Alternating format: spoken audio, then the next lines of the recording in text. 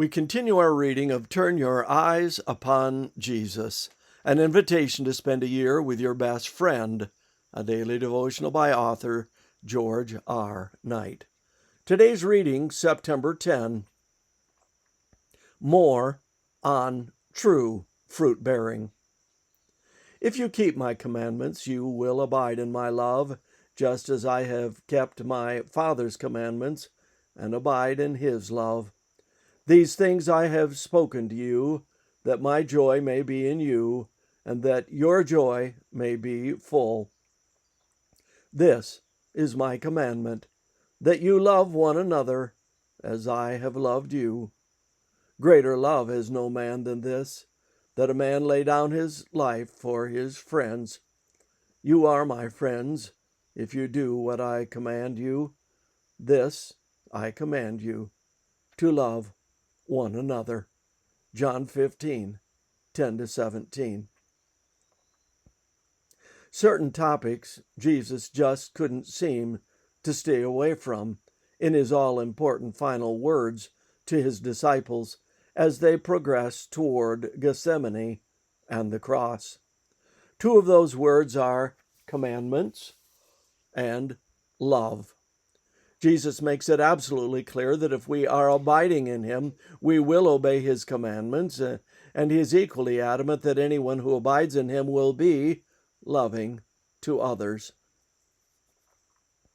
In reality, those two results are really one. As we noted earlier, all of the commandments are based on the principle of love. One of the tragedies of the Pharisees is that they too often separated the two, and some church members do the same. They are obedient to all of God's commands, including the 10 Commandments, but they are all too often mean toward others, both inside and outside of the church. But being connected to Jesus is more than outward obedience.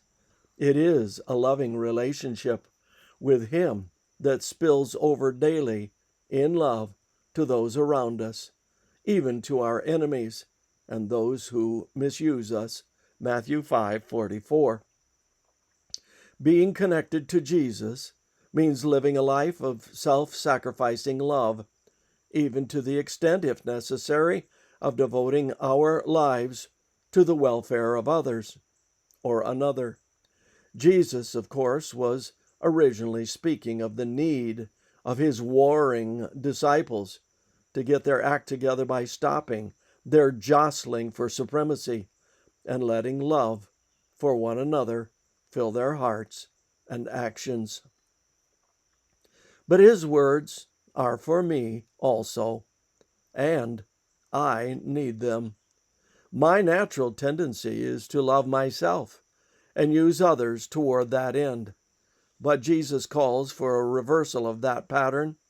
If I am truly abiding in him, I will devote my life to being a blessing to others.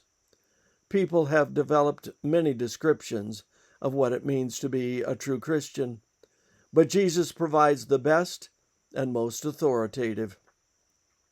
We must have his love flowing out of our hearts that we might have true joy and be called his friend in the truest sense of the word.